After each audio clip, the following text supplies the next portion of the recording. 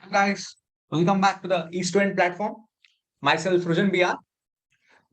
As you know, we have just completed up to 31st question in the previous section. So today we can completely finish this paper so that we can go for the next paper. So we can have a out better than this type of questions, and we can have a very good questions where you can just solve it easily. And there are many tricks also so that we can do with this. Okay, fine. Okay guys let's start हम शुरू कर लेंगे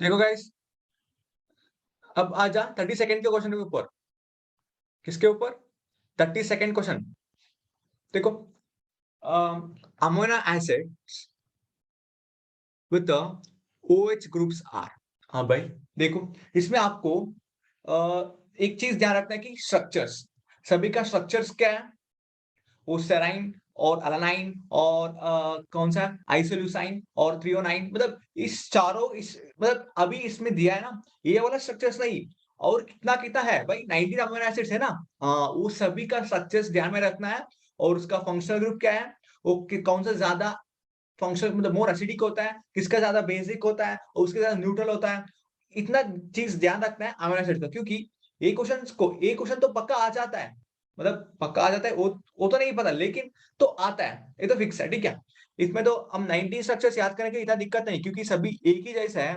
ठीक है चलिए हम इसको ऊपर कॉन्सेंट्रेट कर लेंगे किसके साथ किसके पास OH ग्रुप्स है ठीक है पहले हम सेराइन और एलानाइन का स्ट्रक्चर लिख लेंगे ठीक है इसके नहीं और एलानाइन और वेलाइन और थ्रियोनाइन और आइसोल्यूसाइन मतलब कि इन पांचों का स्ट्रक्चर पे लिख लेंगे उसके बाद देख लेंगे हमारा OH ग्रुप किसमें है किसमें नहीं है ठीक है गाइस चलो देख लो कहां पे आपको पता होगा स्ट्रक्चर्स है ना देखो मैं एक बार लिख लेता हूं सभी को स्ट्रक्चर्स कैसे होता है इसका ठीक है पहले कौन सा लिखूं मैं पहले शुरू कर लेंगे सेराइन से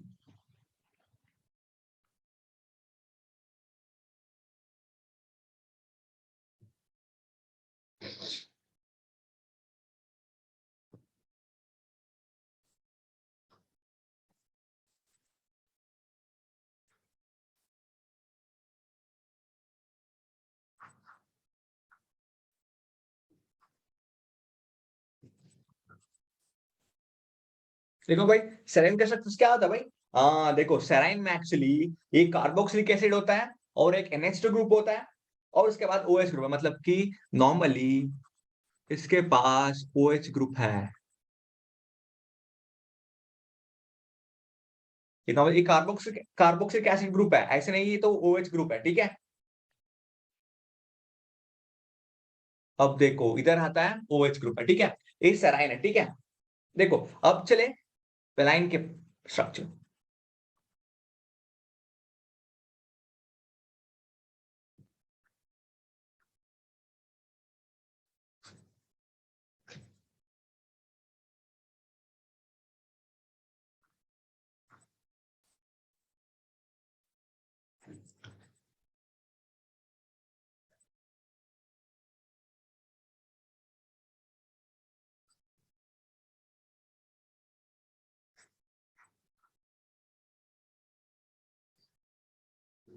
देखो भाई इस वेलाइन में OH ग्रुप है क्या नहीं इस वेलाइन में OH ग्रुप नहीं है लेकिन सेराइन में OH ग्रुप है इसमें OH ग्रुप नहीं है नो OH ग्रुप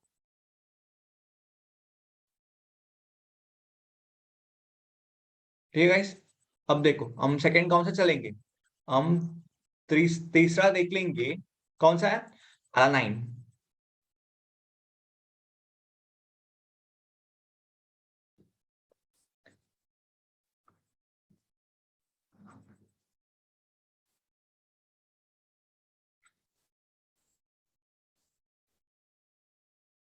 देखो भाई, इसमें है क्या OH ग्रुप? नहीं भाई, इसमें OH ग्रुप नहीं है। ए वाला पार्ट है ना, ए OH ग्रुप नहीं, ध्यान में रखना। ए पार्ट है ना, ए OH ग्रुप नहीं है, ये कार्बोक्सिलिक ग्रुप है। कौन सा ग्रुप है? कार्बोक्सिलिक ग्रुप है, ठीक है, कंफ्यूज ना हो, ठीक है। अब देखो फोर्थ वन कौन सा है? 309। कैसे भाई इसका स्ट्रक्चर? हाँ देखो, इसमें OH ग्रुप आता है।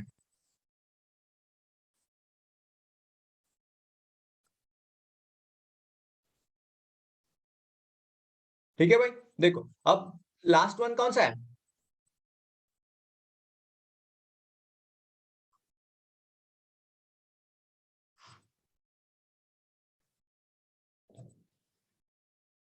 देखो भाई लास्ट वन कौन सा है? फिफ्थ वाला, फिफ्थ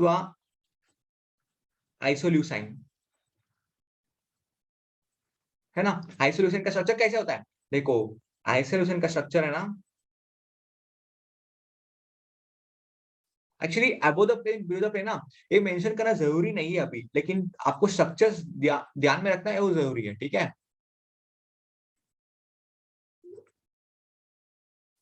ठीक है भाई, देखो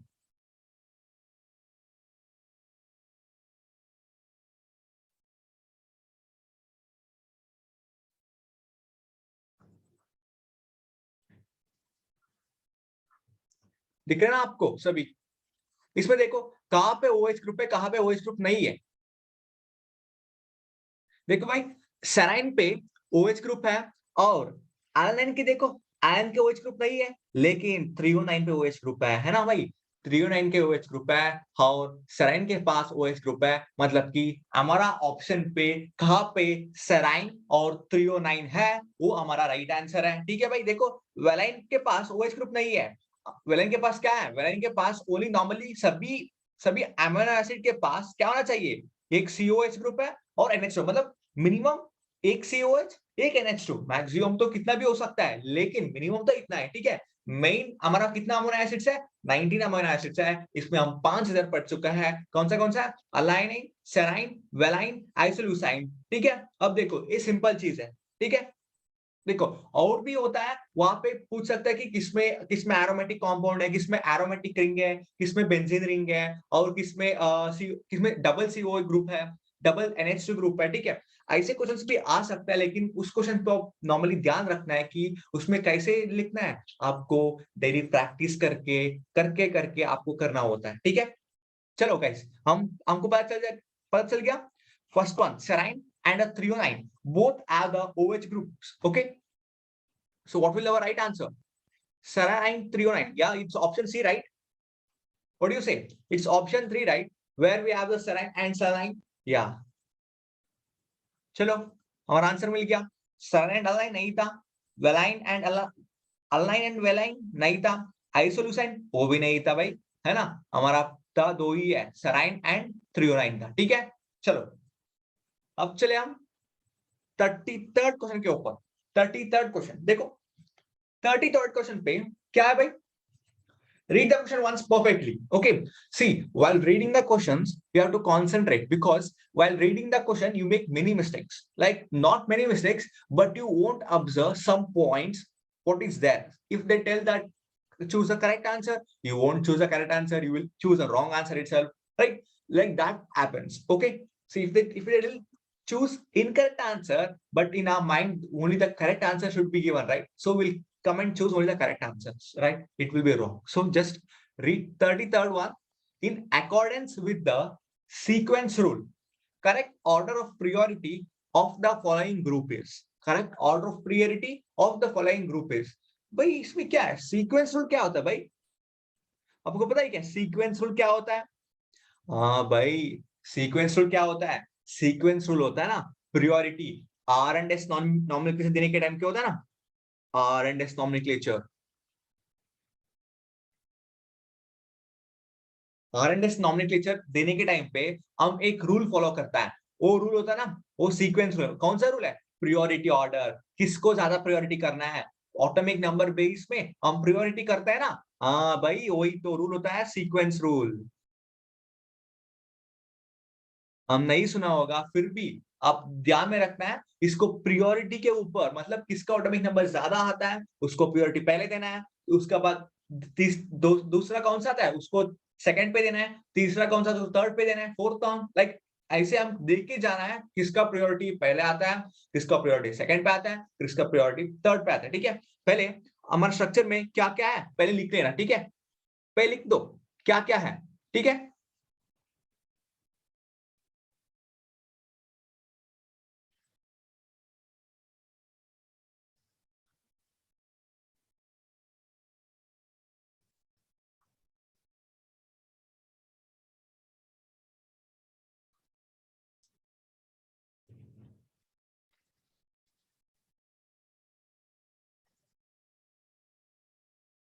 देखो भाई क्या क्या था प्रायोरिटी ऑर्डर पे।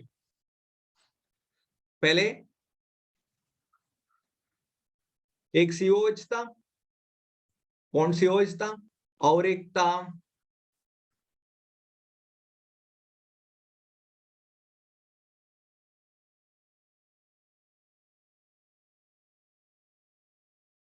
एक एच है, एक सी है, आई थिंक ये डबल बॉन्ड होगा। देखो कौन सा था भाई, सीओएच है, डबल बॉन्ड CH2 है, और उसके बाद डबल बॉन्ड के पास एक CH2 होता है, और पूरा ट्रिपल और वो 3 कार्बन एटम है। ठीक है भाई, लिख लेंगे हम इसको, CH2 था, और इसको हम नॉर्मल लिख लेंगे CH2 ही। ठीक है, CH2 है, और तीसरा था कौन सा भाई तीसरा, CH3 था, CH था, डबल बॉन्ड था, CH2 था, और फोर्थ वन कौन सा था, CH3, CH2, CH3, राइट, या C. In this you have to give a preference order, priority order किसके लिए पहला आता है, किसके लिए सेकंड पे आता है। देखो इसको पहले आप आप सेपरेटली लिखो, सेपरेट करो इसको, सेपरेट मतलब कि फ्रीली लिखो। कैसे भाई, ऐसे कंजेस्ट मत करना, है ना, ऐसे लिखो कार्बोक्सिलिक एसिड को। नेक्स्ट इस डबल बॉन्ड को ऐसे लिख सकते हैं ना, मतलब हमारे लिए, मतलब हमारे अंडरस्टैंडिंग के लिए इस डबल बॉन्ड को हम ऐसे लिख सकते हैं ना भाई, है ना, इस डबल बॉन्ड को हम प्रेफरेंस देने के लिए हम ऐसे लिख लेंगे। ठीक है,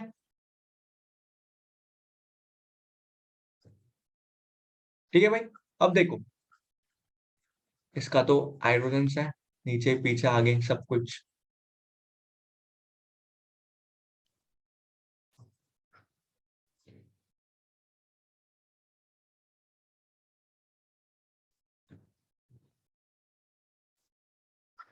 अभी कार्बन का वैलेंसी फिल नहीं है, फिर भी हम ऐसे लिख लेंगे हमारा अंडरस्टैंडिंग के लिए। ठीक है,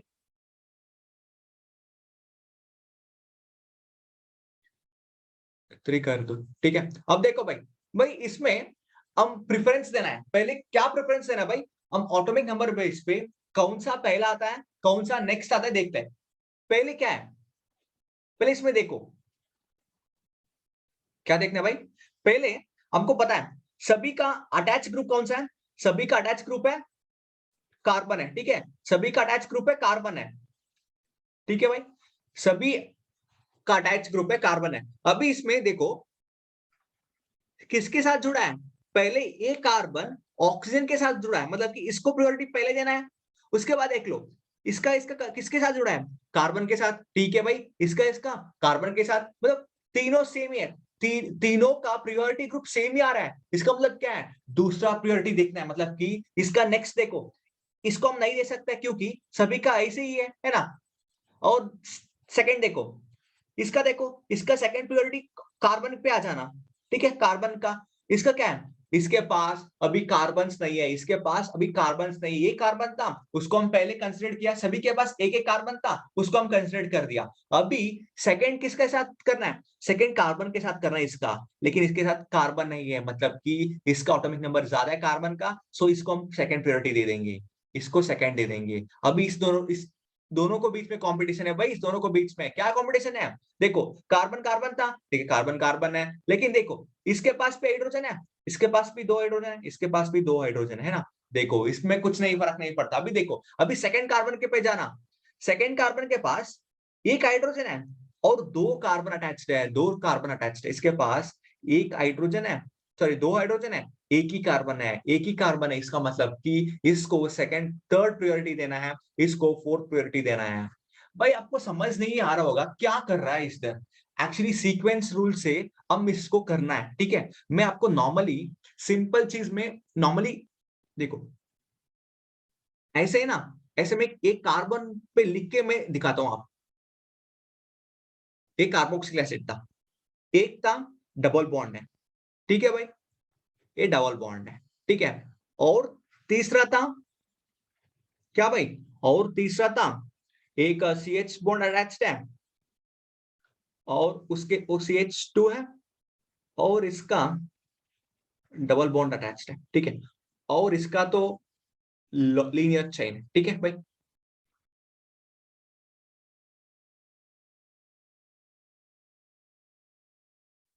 भाई अब ऊपर वाला आप ध्यान में नहीं रखना है अभी, अब पहले इसको ध्यान में रखो। अभी पहले इसको ध्यान में रख के देखो, देखो पहले मुझे को इस कार्बन का RS नॉमेनक्लेचर बताओ। RS नॉमेनक्लेचर क्या होता है इस कार्बन का बताओ मुझे को। पहले इस कार्बन का RS नॉमेनक्लेचर क्या होता है ये बताओ। कैसे बताते हैं, आपको पहले क्या देखना है, प्रायोरिटी ऑर्डर देखते हैं ना, किसको पहले देना है किसको सेकंड पे देना है। हाँ भाई देखो, पहले ए कार्बन किसके साथ जुड़ा हुआ है, कार्बन के साथ। इसको ए किसके साथ है, इस ए बी कार्बन के साथ, ए बी कार्बन के साथ, ए बी कार्बन के साथ। भाई अभी चारों है ना, ये चारों सेमी कार्बन के साथ जुड़ा है, मतलब सेमी प्रायोरिटी दे हो रहा है ना। हाँ इसका मतलब कि हम अभी इससे नहीं बोल सकते हैं। अब नेक्स्ट आइटम देखो, नेक्स्ट आइटम कौन सा है। देखो भाई इसमें नेक्स्ट आइटम कौन सा है, इसमें ऑक्सीजन है, मतलब कि इसको पहले प्रायोरिटी देना है ना। हाँ नेक्स्ट आइटम ऑक्सीजन था ना, इसको पहले प्रायोरिटी देना है, ठीक है, क्योंकि इसका ऑटोमिक नंबर ज्यादा है, ठीक है। अब देखो, अब फर्स्ट पहला प्रायोरिटी COOH ग्रुप को दिया, ठीक है। अब सेकंड पे आ जाना, सेकंड पे।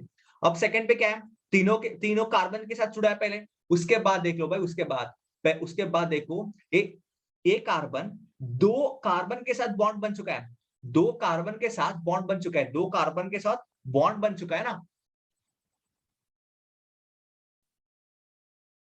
किस चुका है, दो कार्बन के साथ डबल बॉन्ड बन चुका है। मतलब कि डबल बॉन्ड मतलब क्या है भाई, डबल बॉन्ड मतलब कि इसको अंडरस्टैंडिंग के लिए हम क्या लिखना है, अंडरस्टैंडिंग के लिए ऐसे लिख सकते हैं ना।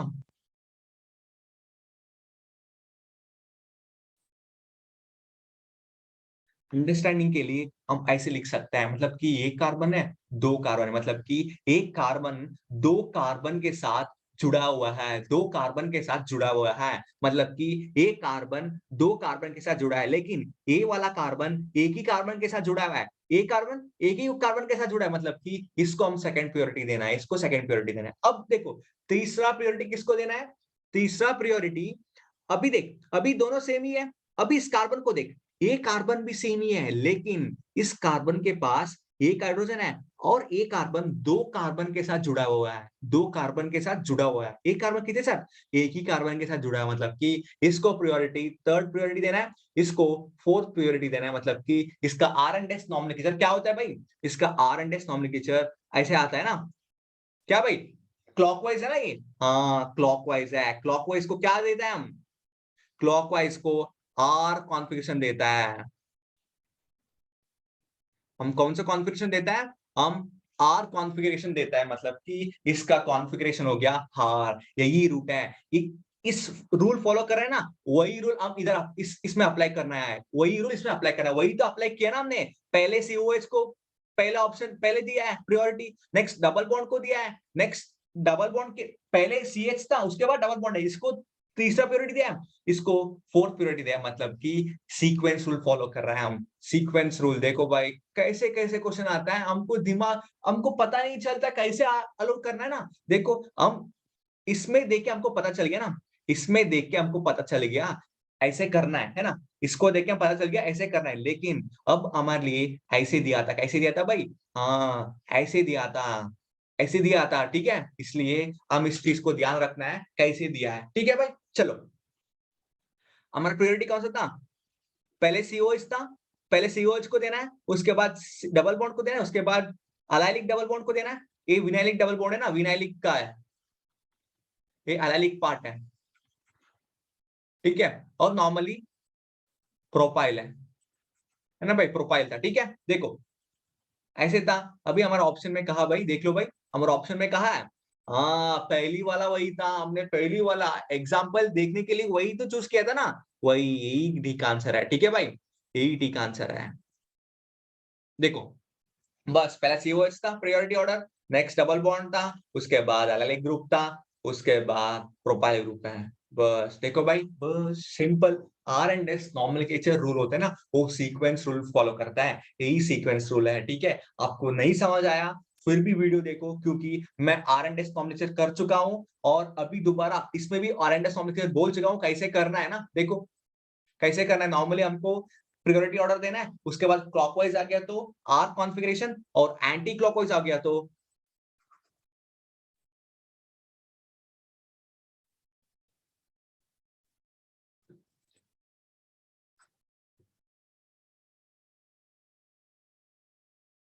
एंटी क्लॉकवाइज आ गया तो उसको एस कॉन्फ़िगरेशन।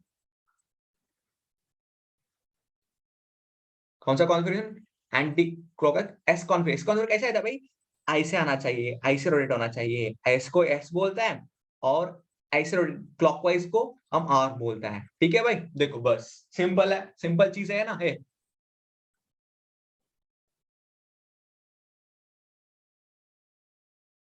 देखो भाई अच्छे से देखो, ठीक है। चलो हम चलेंगे अभी किसके ऊपर, हम चलेंगे अभी 34 क्वेश्चन के ऊपर। 34 क्वेश्चन, देखो भाई 34 क्वेश्चन को अच्छे से पढ़ो, क्या पूछ रहा है? पूछ रहा है कि the fingerprint region of the infrared spectrum, मतलब कि आई आर स्पेक्ट्रम कहां पे यूज होता है भाई? हम वाइब्रेशन स्पेक्ट्रोस्कोपी देख रहा था, वाइब्रेशन स्पेक्ट्रोस्कोपी, फंक्शनल ग्रुप का स्पेक्ट्रोस्कोपी होता है ना, मतलब किस किस का फंक्शनल ग्रुप का कितना सीएम, मतलब सेंटीमीटर इनवर्स का, मतलब वेव नंबर का वैल्यू आता है, कितना फ्रीक्वेंसी आता है ना, हाँ वही तो यूज हो रहा था। Which is the fingerprint region of the infrared spectrum which is characteristics for each individual compound is between. देखो भाई फिंगरप्रिंट रीजन कहां पे आता था? हाँ भाई देखो, इसके लिए हम एक टेबल बना लेंगे, इसके लिए हम टेबल जैसे एक बना लेंगे, कहां पे क्या क्या आता था, ठीक है भाई। देखो क्या था भाई, देखो नॉर्मली,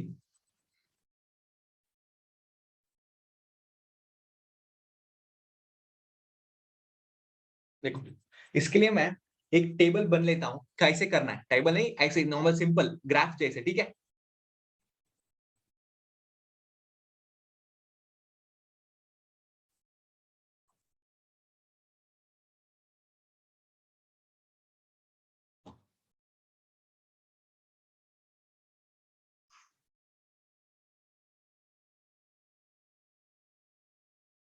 चलो भाई, इसमें पहला वाला आता था, इसको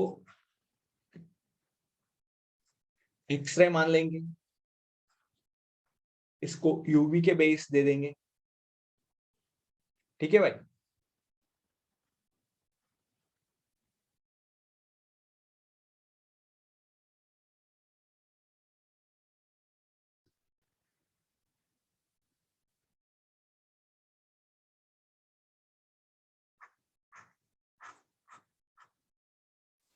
इसको आई आर, इसको आई आर बोल लेंगे, ठीक है। इसको आई आर रीजन है,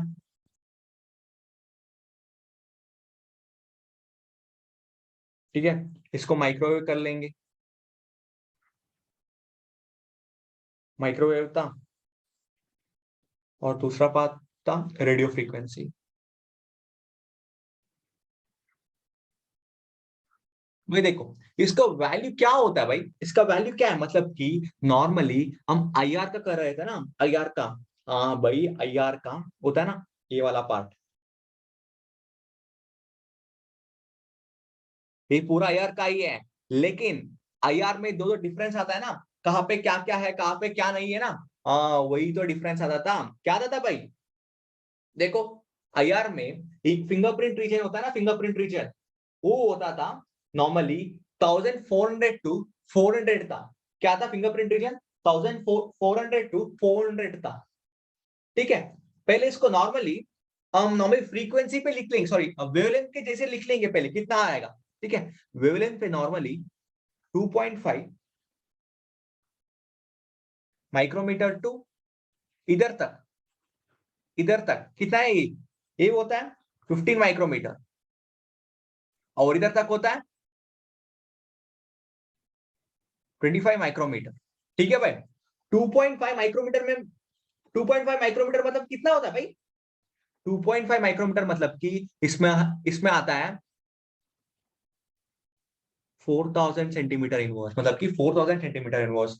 25 माइक्रोमीटर मतलब कितना है, 25 मतलब कि 400 सेंटीमीटर इनवर्स, ठीक है भाई। 15 मतलब कितना है, 15 मतलब कि 1400 सेंटीमीटर इनवर्स। चलो भाई देखो, इस पार्ट को बोलते हैं ना, इस पार्ट को बोलते हैं फिंगरप्रिंट रीजन।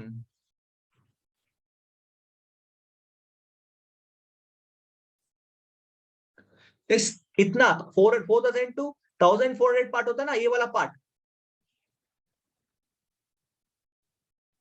देखो इधर टू इधर, इसको बोलते हैं फिंगरप्रिंट रीजन। हम इधर टू इधर बोलते हैं ना, ये वाला पार्ट, इसको बोलते हैं फंक्शनल ग्रुप रीजन, ठीक है।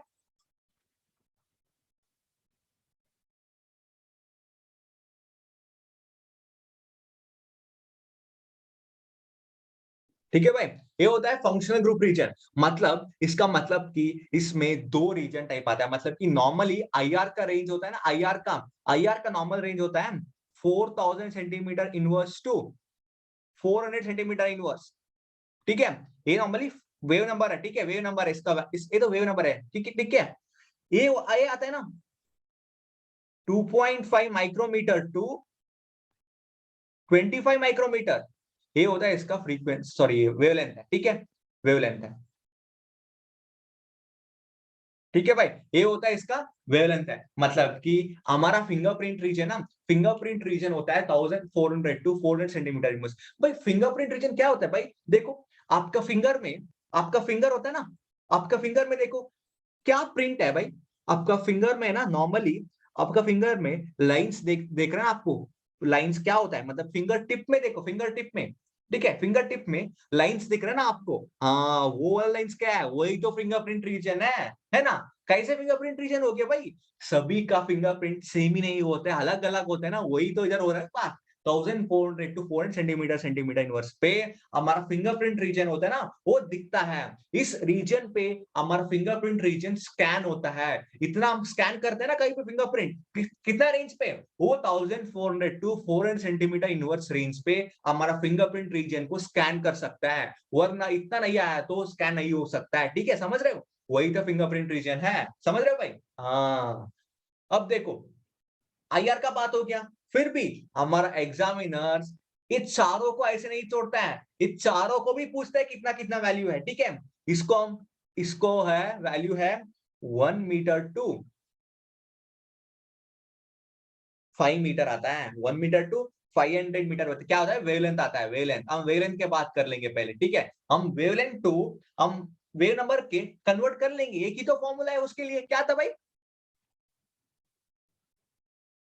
देखो वेवलेंथ का बात है 1 मीटर टू 5 मीटर होता है, ठीक है। हम वेवलेंथ को कन्वर्ट कैसे कर सकते हैं भाई, नॉर्मली हमारे पास एक फॉर्मूला है, क्या फॉर्मूला,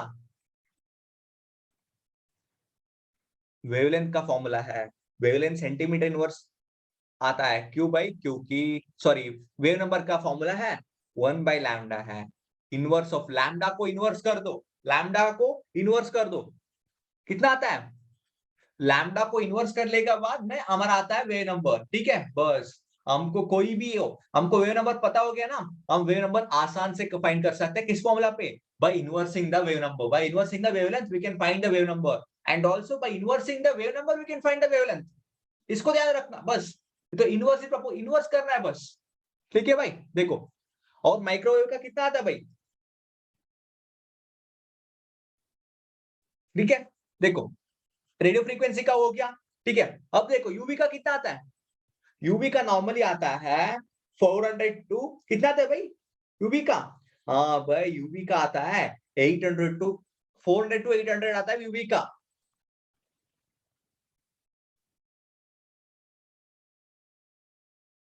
क्या आता है? नैनोमीटर आता है यूवी का, नैनोमीटर। ठीक है भाई, देखो एक चीज ध्यान रखना है, ठीक है। और हम एक्सरे का देख लेंगे, कितना आता है एक्सरे का?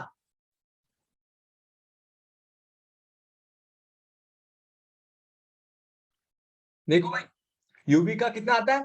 400 टू 800 नैनोमीटर आता है। और आईआर का 2.5 माइक्रोमीटर टू 25 माइक्रोमीटर आता है। और रेडियो फ्रीक्वेंसी का 1 मीटर टू 5 मीटर आता है। अब देखो माइक्रोवेव का कितना आता है भाई? माइक्रोवेव का, हाँ माइक्रोवेव है ना, इंफ्रारेड का बीच में आ जाता है। कितना आता है? देखो देखो कितना आता है भाई? इसका आता है 10 पावर 10 तक आता है। समझ रहे हो? 10 पावर कितना आता है? 10 पावर -2 के आसपास आता है, 10 पावर -2 के।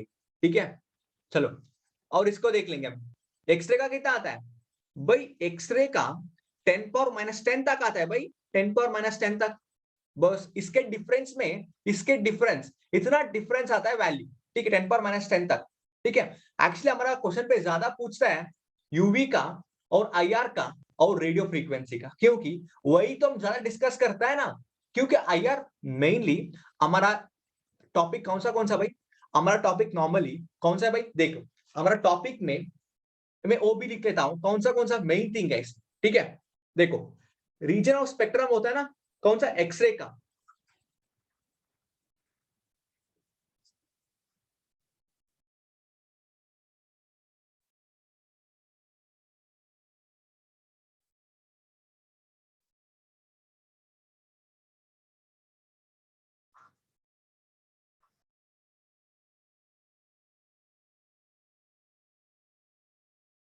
एक्सरे का कौन सा रीजन आता है भाई? एक्सरे का आता है बॉन्ड ब्रेकिंग का, बॉन्ड ब्रेकिंग ट्रांजिशन आता है।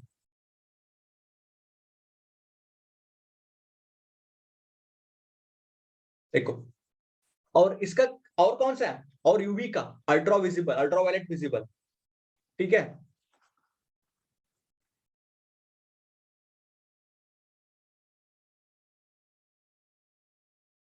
अल्ट्रावायलेट विजिबल का आता है इलेक्ट्रॉनिक का। ये क्वेश्चन ज्यादा से रिपीटेड था। ये क्वेश्चन, ए वाला पॉइंट है, ज्यादा पेपर पे रिपीटेडली पूछा है। ठीक है, और देखो आइए इंफ्रारेड का। इंफ्रारेड क्या था? इंफ्रारेड आईआर था हमारा। ठीक है, इसका कौन सा ट्रांजिशन आता है भाई? इसका वाइब्रेशनल आता है, वाइब्रेशनल ट्रांजिशन। ठीक है, और देखो माइक्रोवेव का, नहीं माइक्रोवेव का कौन सा आता है? माइक्रोवेव का आता है रोटेशनल। ठीक है भाई, और लास्ट वन रेडियो फ्रीक्वेंसी का इसका आता है भाई, रेडियो फ्रीक्वेंसी। ये हमारा मैक्सिमम है, रेडियो फ्रीक्वेंसी है ना, वो वाला मेन इंपॉर्टेंट है। क्योंकि रेडियो फ्रीक्वेंसी से हम पूरा कंपाउंड के बारे में हम जानकारी मिलता है, पूरा कंपाउंड के बारे में जानकारी मिलता है। कौन सा था? वो न्यूक्लियर स्पिन था और इलेक्ट्रॉनिक स्पिन था। न्यूक्लियर स्पिन है मेन, ज्यादा न्यूक्लियर स्पिन भी यूज होता है। Nuclear spin, nuclear NMR, nuclear magnetic resonance. ठीक है, और कौन सा था? और इलेक्ट्रॉनिक स्पिन आता है, इसमें दोनों आता है। इलेक्ट्रॉनिक स्पिन अलग है और इलेक्ट्रॉनिक ट्रांजिशन अलग है। ये इलेक्ट्रॉनिक स्पिन के बारे में बोलता है। ठीक है, ईएसआर स्पेक्ट्रोस्कोपी आता है, ESR electronic spin resonance spectroscopy. ठीक है, देखो हमारा बहुत सारा इंपॉर्टेंट है। एनएमआर मतलब नॉर्मली हमको पता है न्यूक्लियर मैग्नेटिक रेजोनेंस।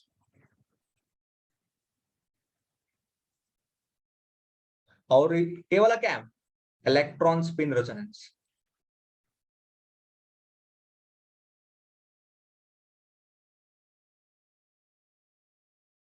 भाई देखो,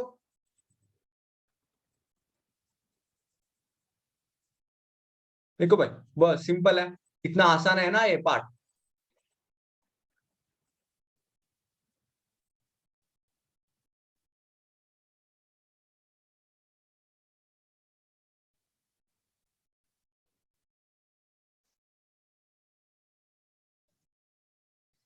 चलो दोस्तों देखो, रीजन ऑफ स्पेक्ट्रम कौन सा आता है, एनर्जी ऑफ ट्रांजिशन कौन सा आता है, ये नॉर्मली पूरा जानकारी मिलता है इस टेबल पे आपको क्या क्या होता है। ठीक है, ये बहुत इंपॉर्टेंट है, आपको चाहे तो स्क्रीनशॉट लेके आप रख सकते हैं। ठीक है, बहुत इंपॉर्टेंट पॉइंट है। ठीक है भाई, बहुत सारा मोर मैक्सिमम आस्क है ना, वो है विजिबल का, और दूसरा है इंफ्रारेड का, और दूसरा रेडियो फ्रीक्वेंसी का। ठीक है, ये तीनों है ना, मैक्सिमम क्वेश्चन आता है इस तीनों में। ठीक है, और बहुत कम क्वेश्चन आता है माइक्रोवेव का, और एक्सरे तो नहीं पूछते, नॉर्मल नहीं पूछते एक्सरे को, और माइक्रोवेव को पूछते लेकिन एक बार थोड़ा बस। ठीक है, ठीक है भाई, हम चलेंगे किसके ऊपर, हाँ हम क्या कर रहे थे, हम इसके बारे में कर रहे थे, फिंगरप्रिंट रीजन के बारे में। ठीक है, फिंगरप्रिंट रीजन के बारे में कर रहे थे। ठीक है, देखो 1400 टू 400 सेंटीमीटर इनवर्स आता है फिंगरप्रिंट रीजन। देखो भाई कहां पे है वो, हाँ 1400 टू 1400 सेंटीमीटर इनवर्स। देखो भाई ऑप्शन है हमारा। ठीक है, चलो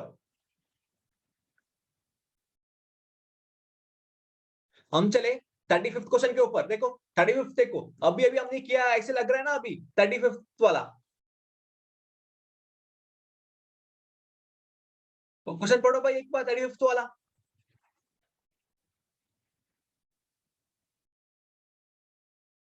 भाई 35th क्या पूछ रहा है, देखो 35th पूछ रहा है कि which of the following techniques would be most useful to identify and quantify the presence of a known impurity in a drug substance. भाई which of the following techniques would be most useful to identify and quantify the presence of a impurity in a drug substance.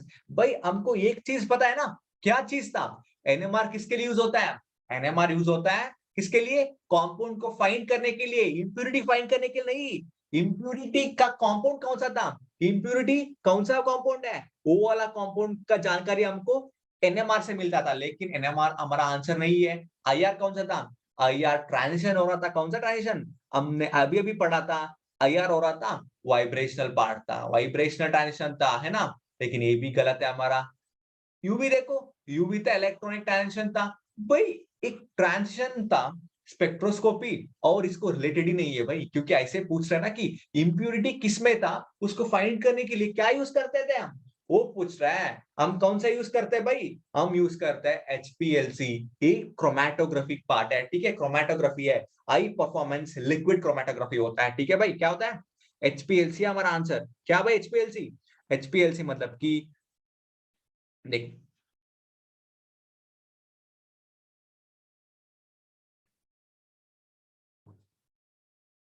क्या भाई HPLC मतलब,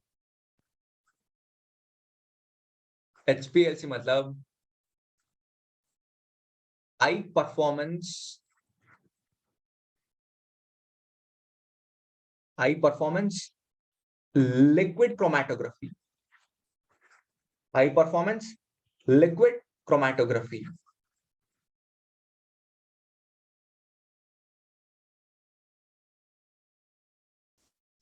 भाई chromatography बहुत सारा होता है भाई, और देखो टीएलसी भी क्रोमैटोग्राफी होता है, टीएलसी ये होता है थिन लेयर क्रोमैटोग्राफी।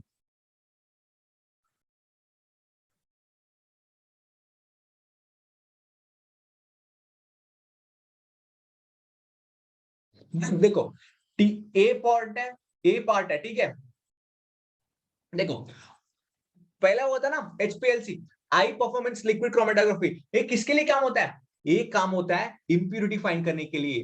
क्या होता, क्या था, which of the following techniques would be most useful to identify and quantify the presence of a known impurity in a drug substance, मतलब कि impurity कौन सा है देखने के लिए हम यूज करते थे एचपीएलसी। क्या यूज करते थे हम, एचपीएलसी यूज करते थे, high performance liquid chromatography use करता है किसके लिए, इंप्यूरिटी के लिए यूज करता है, फाइंडिंग इंप्यूरिटी,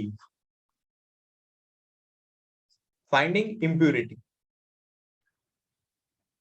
ठीक है, ये यूज करता है एचपीएलसी, लेकिन टीएलसी क्या है भाई, थिन लेयर क्रोमेटोग्राफी, ये भी क्रोमेटोग्राफी है, ये भी क्रोमेटोग्राफी है, लेकिन इस क्रोमेटोग्राफी का काम दूसरा काम है। ये किसके लिए यूज करता है भाई, थिन लेयर क्रोमेटोग्राफी यूज करता है हमारा रिएक्टेंट्स और प्रोडक्ट्स का बीच में ना रिएक्शन क्या हुआ क्या नहीं हुआ। देखो रिएक्टेंट और प्रोडक्ट को बीच में हम डिफरेंट देख सकते हैं थिन लेयर क्रोमेटोग्राफी के ऊपर। कैसे डिफरेंस, मतलब कि थिन लेयर क्रोमेटोग्राफी यूज करके हम एक ड्रॉप डालना है रिएक्टेंट का और प्रोडक्ट का, दोनों का कुछ अलग का डिफरेंस आता है, क्या डिफरेंस अलग है ना, डिफरेंस आया तो हमारा प्रोडक्ट आ चुका है, हमारा प्रोडक्ट आया ना वो ठीक है, हमारा प्रोडक्ट का डिफरेंस सेम नहीं आया, मतलब कि दोनों का प्रोडक्ट एंड रिएक्टेंट का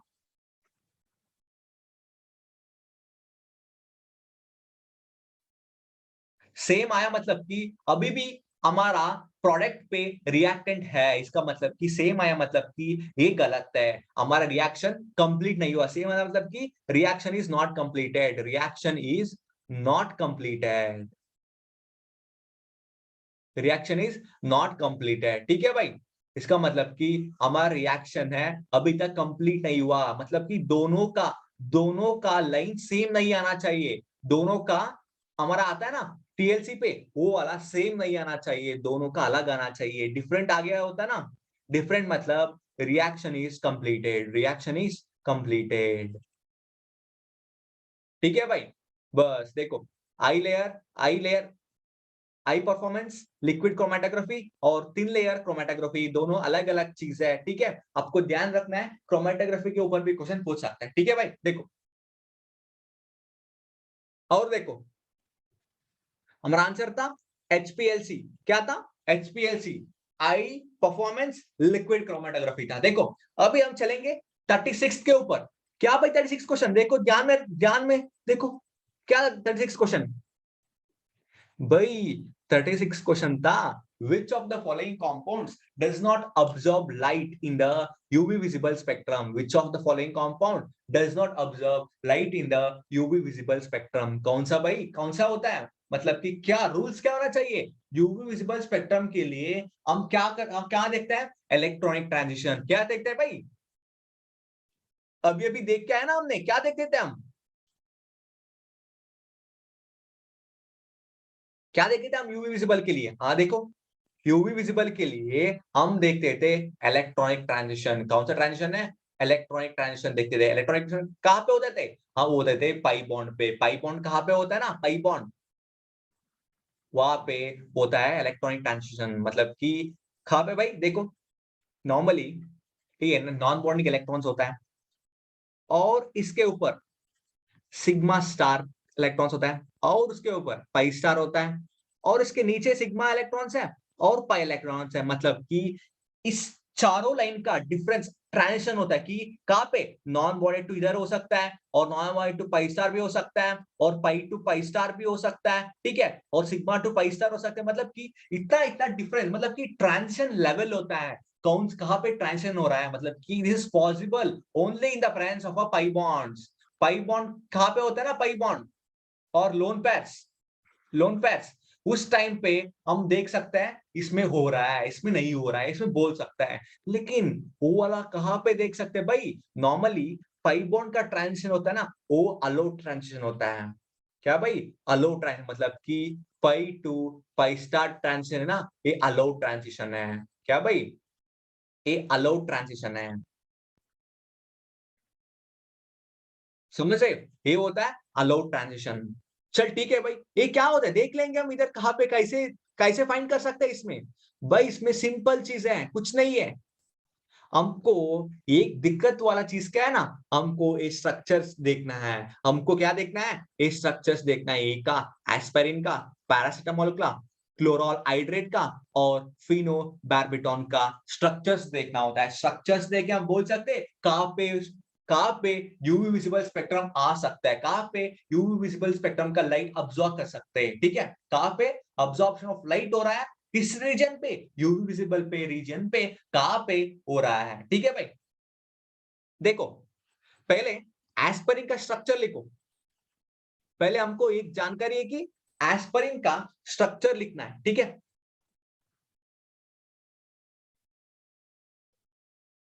एस्पिरिन का स्ट्रक्चर लिखो। कैसे होता है भाई? एक बेंजीन रिंग है और एक है सीओएच ग्रुप है और इधर भी सीओएच, इधर भी एस्टर ग्रुप आता है। समझ रहे हो? ये एस्पिरिन का स्ट्रक्चर है।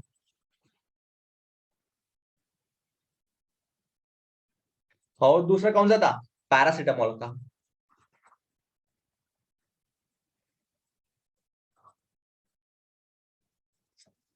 पैरासिटामोल का स्ट्रक्चर कैसा है भाई? इसमें भी एक बेंजीन रिंग होता है। क्या होता है भाई? बेंजीन रिंग होता है। देखो आपको इधर भी पता चल रहा है सभी के पास पाई बॉन्ड्स है ना, सभी के पास पाई बॉन्ड्स है, अमाइड ग्रुप है, ठीक है भाई, अमाइड ग्रुप है। और तीसरा कौन सा था? तीसरा लिख लेंगे हम पहले, फिनोबार्बिटॉन।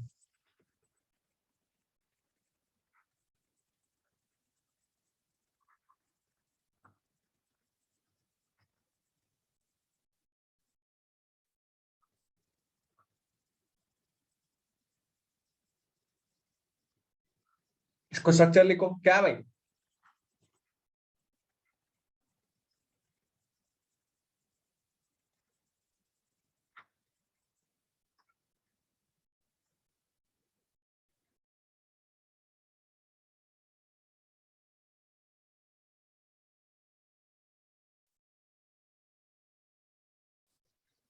और तीसरा कौन सा था?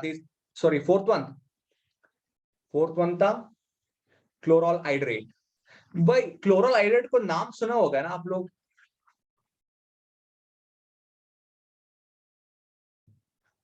क्लोरल हाइड्रेट मतलब कि इसमें कुछ नहीं है, इसमें दो OH ग्रुप है ना, और उसके बाद क्लोरीन है।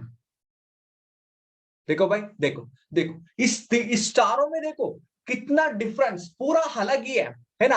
क्लोरल हाइड्रेट है ना, ये पूरा अलग ही है। देखो एस्पाइरिन में क्या है भाई? एस्पाइरिन में बेंजीन रिंग है, पैरासिटामोल में भी बेंजीन रिंग है, और फिनोलबार्बिटॉन में बेंजीन रिंग है, लेकिन इसमें कहा भाई बेंजीन रिंग है ना, पूरा अलग ही है। इसका मतलब हमारा आंसर क्या होना चाहिए? Chloral hydrate. क्यों क्यों भाई? क्योंकि वहां पे 5 बॉन्ड नहीं है, 5 बॉन्ड नहीं है, 5 बॉन्ड क्या भाई? नहीं है। इसलिए क्या होता है? इसलिए यूवी विजिबल अब्जॉर्प्शन नहीं होता है, यूवी विजिबल अब्जॉर्प्शन नहीं हो रहा है। लेकिन कहां पे हो रहा है? एस्पाइरिन में हो रहा है, पैरासिटामोल पे हो रहा है, फिनोबार्बिटोन में हो रहा है। बस ठीक है, समझ रहे हो?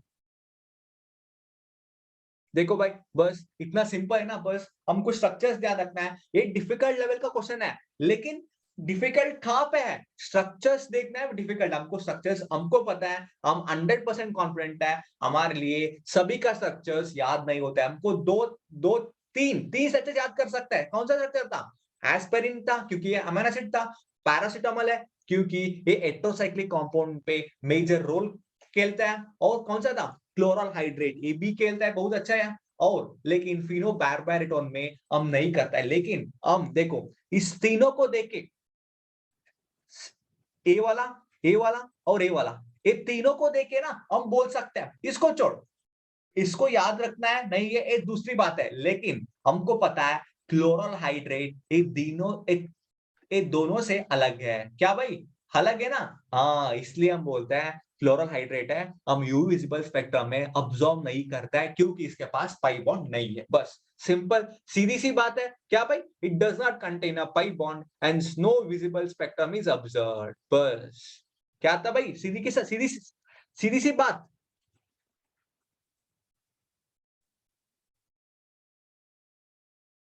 It does not contains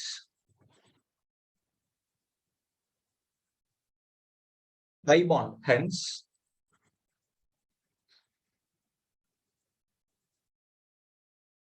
no UV visible spectrum.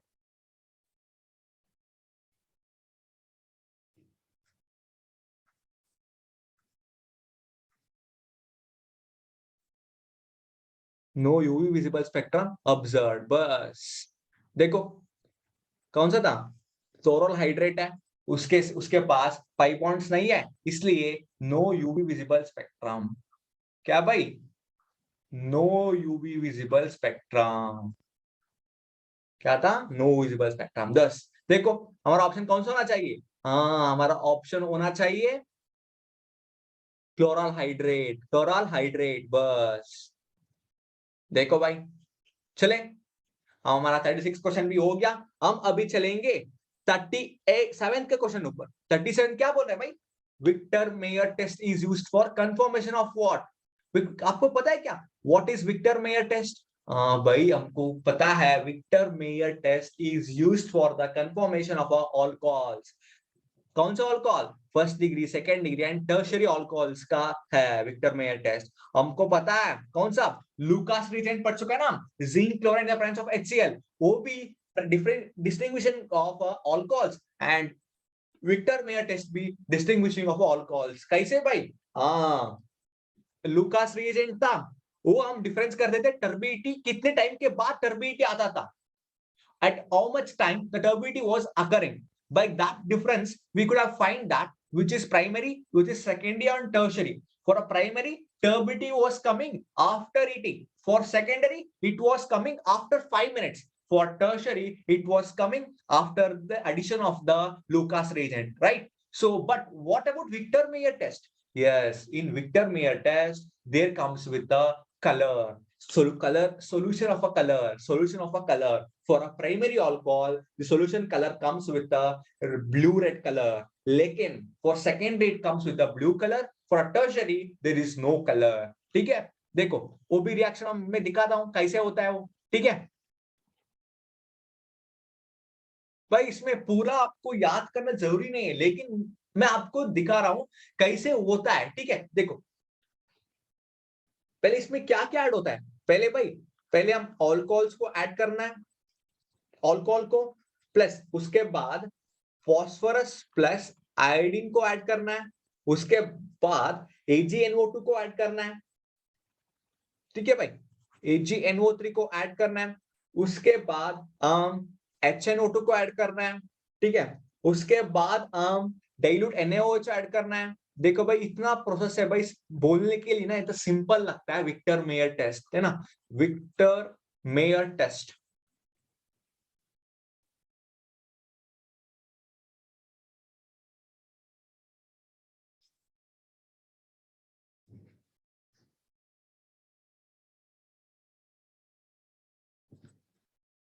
बोलने के लिए इतना सिंपल लगता है ना विक्टर मेयर टेस्ट, है ना।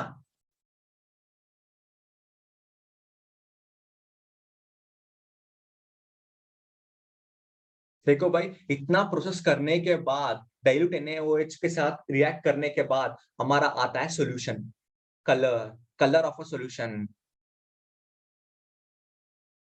क्या भाई? हमारा आता है colour of a solution. Solution का कलर क्या होता है, वो वाला हमारा आंसर है। ठीक है, देखो कलर ऑफ अ सॉल्यूशन क्या है भाई, प्राइमरी अल्कोहल के लिए, फॉर प्राइमरी अल्कोहल हमारा कलर का सॉल्यूशन क्या आता है भाई, देखो after adding, after last step, this is last step, this is a last step. Okay, देखो प्राइमरी अल्कोहल के लिए हमारा कलर आता है blue red colour, blue red colour का पीपीटी आता है। एट फॉर सेकेंडरी अल्कोहल हमारा आता है red colour. For tertiary alcohol हमारा आता है कलरलेस। समझ रहे भाई, हमारा कलर आता है, कलरलेस आता है। ठीक है, बस ये तीनों है ना, ये तीनों ध्यान रखना है। ये ध्यान रखना जरूरी नहीं है, लेकिन आपको पता नहीं एग्जामिनेशन सेट करने के टाइम क्वेश्चन पेपर को कैसे भी सेट कर सकता है। ठीक है, ए भी है, ए भी है, ए भी है और डाइल्यूट NaOH। ठीक है, बस चले देख लो आप लोग एक बार। ठीक है, ये विक्टर मेयर टेस्ट है for confirmation of for distinguishing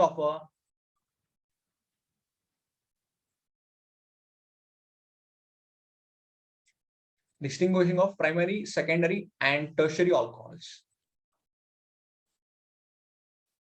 ठीक है, देखो बस चले, हम चलेंगे अभी किसके ऊपर, हमारा हो गया 37 क्वेश्चन। ठीक है, 37 क्वेश्चन हो गया, विक्टर मेयर टेस्ट है, ऑप्शन बी है। ठीक है, primary, secondary and tertiary alcohols. अब चलेंगे हम 38 के ऊपर। क्या था भाई, देखो अभी दोबारा आ गया, क्या गया, IR स्पेक्ट्रम। भाई कितना क्वेश्चन आ रहा है ना IR के ऊपर, स्पेक्ट्रोस्कोपी के ऊपर कितना क्वेश्चन आ रहा है। हमने 4 क्वेश्चन देखा ना ऑलरेडी, इसको भी जोड़ के ना 4 क्वेश्चन देखा है। 4 मतलब कि कितना मार्क्स है भाई, बढ़िया मार्क्स है भाई। एक एक मार्क्स, दो दो मार्क्स है ना, हमारा रैंकिंग ऊपर हो जाता है। ठीक है, और एक एक मार्क्स कम आ गया ना, बहुत कम आ जाता है। देखो बहुत सारा डिफरेंस है, एक मार्क्स में भी ना बहुत सारा डिफरेंस आता है। देखो क्या था क्वेश्चन, पढ़ ले एक बार क्वेश्चन। क्वेश्चन क्या भाई, correct statement about a carbonyl stretching frequency in the IR of a cyclopentanone and a cyclohexane. भाई cyclopentanone and a cyclohexane में क्या डिफरेंस है? ये रिंग का है ना, रिंग का साइज डिफरेंस है बस। रिंग का क्या डिफरेंस है? रिंग का साइज डिफरेंस है भाई। इसका रिंग का साइज डिफरेंस क्या है? मतलब कितना कितना वैल्यू होता है भाई इसका? देखो कितना वैल्यू आ सकता है। हाँ, आप हमने ध्यान रखना है कितना वैल्यू आता है इस तीनों का, इस दोनों का, है ना? भाई देखो कितना आता है। नॉर्मली हमने साइक्लोपेंटेन को स्ट्रक्चर लिखो और साइक्लोहेक्सेन को पहले स्ट्रक्चर लिखो, ठीक है?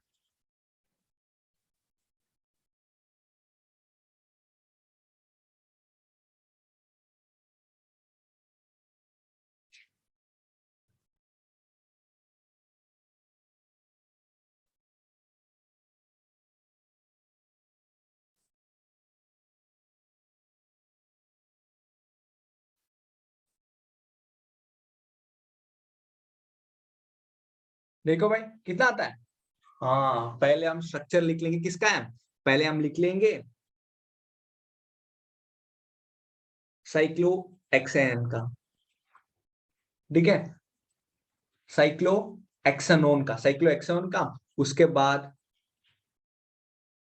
साइक्लोपेंटोन का। लेकिन क्या पता हमारे नेक्स्ट नेक्स्ट एग्जाम पे वो पूछ सकता है साइक्लोब्यूटेन का, है ना? और दोनों का है ना? और कीटिन का भी पूछ सकते हैं ना, कीटिन का, और नॉर्मल कीटोन का। भाई इस, है ना, कितना हो गया? इस सिक्स लोगों का कितना आता है भाई? और ये भी देखो 7 मेंबर का, ठीक है? हाँ, सभी का वैल्यू देख लेंगे हम आज, सभी का वैल्यू देख लेंगे, ठीक है? कितना आता है भाई? एक्चुअली पहले हम 7 वर्ड का देख लेंगे, ट्रोपिलियम कीटोन का। ट्रोपिलियम कीटोन का कितना आता है भाई? ट्रोपिलिनोन का ये आता है 1705 सेंटीमीटर इनवर्स आता है। और इसका कितना आता है भाई? साइक्लोहेक्सेनोन का, साइक्लोहेक्सेनोन का आता है 1715। भाई साइक्लोहेक्सेनोन और नॉर्मल कीटोन, इस दोनों का वैल्यू सेम ही आता है, इस दोनों का सेम ही आता है, ठीक है? और इसको देखो, साइक्लो साइक्लोपेंटानोन का देखो,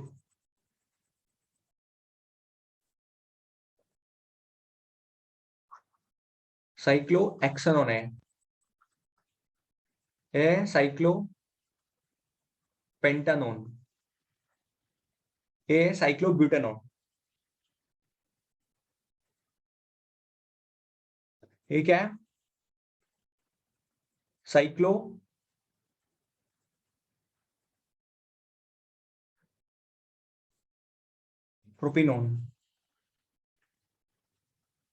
ये नॉर्मल है, कीटीन है, ये नॉर्मल कीटोन ग्रुप है।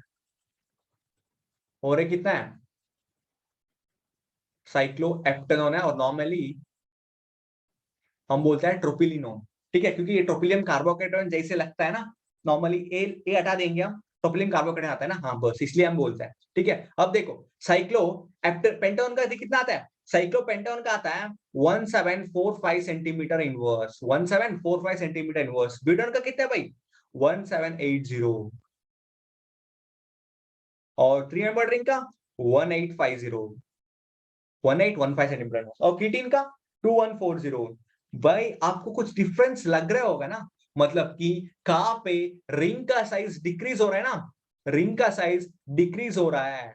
कहाँ पे रिंग का साइज डिक्रीज हो रहा है? रिंग का साइज डिक्रीज हो रहा है, मतलब कि हमारा फ्रीक्वेंसी भी डिक्रीज हो रहा है। As a ring size decreases, wave number is increasing. देखो भाई बस सिंपल है। आप एक चीज ध्यान रखना है, ठीक है? ये नॉर्मल बहुत इंपॉर्टेंट है, क्योंकि अब एग्जामिनर किसी का भी पूछ सकते हैं नॉर्मली। हम एक चीज ध्यान रखो, normally 6 7 member to 3 member ring तक वो फ्रीक्वेंसी, वेव नंबर क्या होता है? इंक्रीज होता है। ऐसा size, ring size decreases, wave number increase होता है। बस इतना ही है, सिंपल बात है, ठीक है? चलो हमारा आंसर ढूंढ लेंगे अभी। क्या है?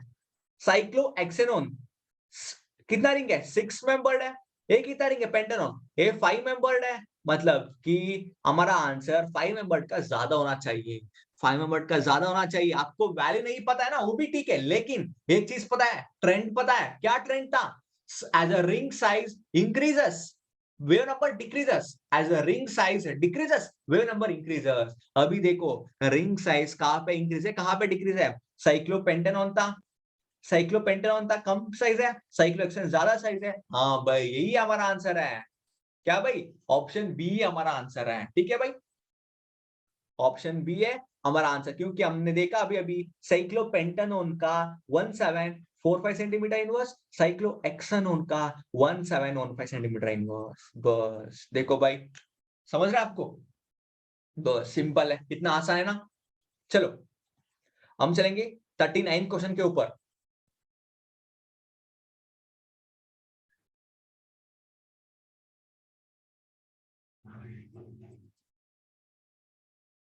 देखो भाई आप लोग पहले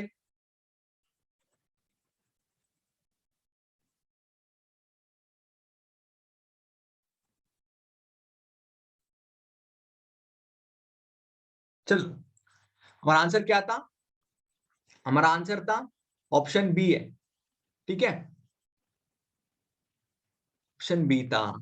क्या था? ऑप्शन बी था cyclopentanone 1715 centimetre inverse, cyclohexanone 1715 centimetre inverse. चलो अभी देखो, अब 39 क्वेश्चन के ऊपर आ जाना। 39 के ऊपर कितना सिंपल है भाई। देखो हमको पूछ रहा है what is the pK value, what is the pK value. कैसे भाई? हमको एक चीज पता है, पीएच के लिए हमारा फॉर्मूला क्या था? Minus logarithm of H plus concentration, minus logarithm of H plus concentration.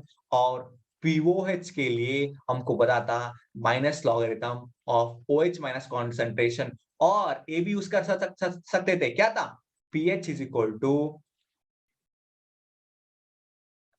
pH is equal to 14, sorry,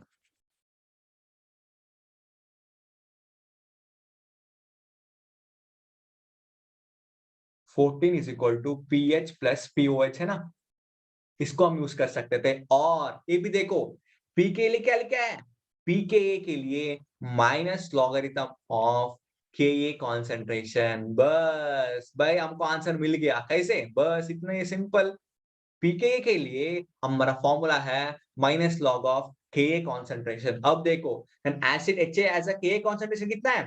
के कॉन्सेंट्रेशन दिया है, K is equal to 10 power minus 7 है। ये 10 पावर कितना है? माइनस 7 है, 10 पावर माइनस 7 है। देखो अब हमारा आंसर निकालो, आप भी निकाल सकते। कैसे? देखो pK is equal to minus log of 10 power minus 7। अब जो कैलकुलेटर का जरूरत ही नहीं है, क्यों? हमको पता है लॉगरिथम करने के बाद माइनस 7 ऑफ लॉग 10 होता है। ये जनरल रूल है ना भाई। क्या था general rule? Log of A power B is equal to B to the power of log of A, है ना। ए था जनरल फॉर्मूला। अब देखो, sorry,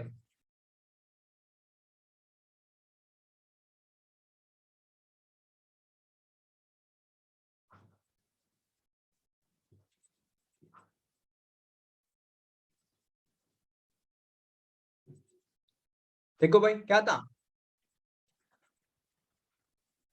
log of a to the power of b is equal to b to the power of log a। देखो minus 7 हो गया। log 10 क्या था? हमको पता है log 10 होता है 1, log 10 होता है 1। सो हमारा आंसर क्या है? माइनस माइनस प्लस हो गया। हमारा answer pk is equal to 7। भाई कितना सिंपल है, कितना आसान है ना। हमको इतना बस यही चीज है, बस 7 है हमारा ऑप्शन है 7। बस हो गया काम। बस इतने कुछ नहीं है। एक तो फॉर्मूला है, ये वाला फॉर्मूला इंपॉर्टेंट है, और इस फॉर्मूला को इधर यूज कर लेंगे, हमारा आंसर आ गया pK is equal to 7। PK is equal to 7। बस चलो हम चलेंगे अभी 40 के ऊपर। क्या था 40 क्वेश्चन? देखो एक बार पढ़ लो आप। 40 क्वेश्चन क्या पूछ रहा है? 40 पूछ रहा है major product that would be formed when a 2 bromo hexane undergoes 1:1 elimination reaction. भाई सिंपल है, एलिमिनेशन रिएक्शन है। कहां पे हो रहा है? 6 मेंबर्ड रिंग पे एलिमिनेशन हो रहा है। बस देखो पहले आप 6 मेंबर्ड रिंग को लिख के, 6 मेंबर चेन को लिख के, रिंग नहीं, साइक्लो एक्सेन नहीं बोला है, ओनली एक्सेन बोला है। ठीक है, 2 ब्रोमो साइक्लो एक्सेन लिखो पहले। क्या लिखता है? 2 ब्रोमो साइक्लोहेक्सेन, पहले चेन लिखो 1 2 3 4 5 6 है और 2 ब्रोमो है। देखो इसमें एलिमिनेशन होने के लिए चांस कहाँ पे है? ये वाला हाइड्रोजन के चांसेस है और इस वाला का हाइड्रोजन चांसेस है। ठीक है भाई, देखो अभी एलिमिनेशन हो रहा है, बोल रहा है ना आपको, क्या बोल रहा है? Major product would be formed when 2 bromo hexane undergoes 1:1 elimination reaction. Major product क्या होता है बोलना है बस। अब देखो क्या होता है भाई मेजर प्रोडक्ट, एलिमिनेशन करो कैसे? एक बेस आता है, बेस क्या काम करता है? डिप्रोटोनेट करता है, इसको करता है और इस बॉन्ड ले आता है और निकल जाता है। ये पहला वाला था, रूट पहले वाला साइड पे आ सकता है ऐसे। और दूसरा कौन सा था भाई? दूसरा देखो इधर अटैक कर सकता है बेस, है ना? बेस इधर अटैक कर सकता है, इसको ले सकता है, इसको लेके इधर डबल बॉन्ड फॉर्म हो जाता है, ये निकल जाता है। मतलब कि दो पॉसिबिलिटी है। ये वाला पॉसिबिलिटी से आता है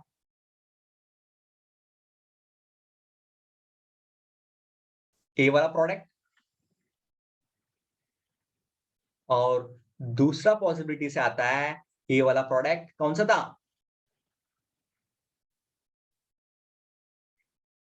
हाँ, ये वाला प्रोडक्ट। ये देखो इसमें दोनों को नॉमेनक्लेचर कर लो। इसका नॉमेनक्लेचर क्या है भाई? ये टू सेकंड पोजीशन है ना, ये वाला सेकंड पोजीशन, ए वाला फर्स्ट पोजीशन है ना।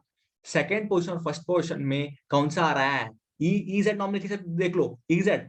ये ऑपोजिट अपोजिट है, प्रेफरेंस ग्रुप देखो, ये ऑपोजिट अपोजिट है, मतलब कि एंटागोन है ना, एंटागोन ई2 है, ई2 है। और इसका क्या है भाई? ये तो ई तो जेड आना चाहिए ना, ई जेड। बस इसका है जेड आना चाहिए था, Z1 आना चाहिए था। ठीक है, Z1 आया था, इसको E2 आना चाहिए था। अब देखो हमारा दो प्रोडक्ट आ चुका है, दो प्रोडक्ट में कौन सा लेना है भाई? दो प्रोडक्ट में लेना है कौन सा? देखो इसका और इसका। ऑप्शन में क्या क्या है? ऑप्शन में है Z2 एक्सेन, नहीं भाई E2 एक्सेन। हाँ भाई E2 एक्सेन है, 1 एक्सी नहीं था, E2 एक्सेन है। क्यों भाई E2 एक्सेन क्यों है? हमको पता है more substituted alkene is will be the major product, more substituted alkene will be the major product according to कौन सा है? हॉफमैन प्रोडक्ट, हॉफमैन रूल के बारे में आप पढ़ चुका है। हॉफमैन रूल बोलता है more substituted alkene will be the major product, more substituted alkene, more substituted alkene will be the major product. बस देखो भाई हो गया ना हमारा काम, मोर सब्स्टिट्यूटेड अल्कीन होता है मेजर प्रोडक्ट। बस चले भाई, क्या था हमारा आंसर? हो गया हमारा E2 एक्सीन, E2 एक्सीन हो गया हमारा आंसर। बस चले, देखो अब चलेंगे हम 41st के ऊपर। कब करेंगे भाई? हम अगले सेक्शन में 41st से शुरू कर लेंगे। ठीक है भाई, देखो हम डेली, देखो आप कुछ भी करो, आप डेली एटलीस्ट 10 क्वेश्चंस, एटलीस्ट तो 10 क्वेश्चंस डेली प्रैक्टिस करो, आपका आराम से निकल जाएगा पेपर। आप कोई भी पेपर ले लो, आपका दिल्ली यूनिवर्सिटी का ले लो, बीएचयू का ले लो और जैम का ले लो और किसी को भी ले लो, एचसीयू का ले लो, हैदराबाद सेंट्रल यूनिवर्सिटी का भी ले लो, कोई भी ले लो, लेकिन डेली डेली एटलीस्ट 10 क्वेश्चंस, खा पे भी 10 क्वेश्चंस ले लो, टफ ले लो, डेली इंक्रीज करो, लेवल का इंक्रीज करो। पहले आपको पढ़ रहा है एक महीने में, आपको पहले 10 क्वेश्चन कर रहा है, 10 5 क्वेश्चन करो स्टार्टिंग, 5 1 वीक 5 क्वेश्चन कर दिया, नेक्स्ट वीक 5 क्वेश्चन करो। कौन सा लेवल? मॉडरेट लेवल को, पहला easy level, next moderate level, next high level. ऐसे एक महीने पे एटलीस्ट डेली 10 क्वेश्चन और 5 क्वेश्चन डेली करना है आपको। माइंड इंक्रीज, माइंड का थिंकिंग पावर सब कुछ इंक्रीज होता है और तुम लोग का रिवीजन भी ऐसे ही होता रहता है। ठीक है भाई, डेली क्वेश्चन प्रैक्टिस करो। ठीक है, डेली आपको वीडियो भी देख सकते हैं, हम आपके लिए कुछ वीडियो बना रहा है, जानकारी वीडियो है, आपको पूरा दिल्ली यूनिवर्सिटी का पेपर सॉल्व कर रहा है हम भी ज्यादा मेहनत कर रहे हैं, तुम भी करो, आपका पेपर निकल जाता है। ठीक है भाई, चलो हम चले 41 क्वेश्चन अगले सेक्शन में शुरू कर लेंगे। ठीक है भाई, धन्यवाद सभी को, धन्यवाद। Keep studying and keep watching, keep learning. Okay guys, thank you one and all.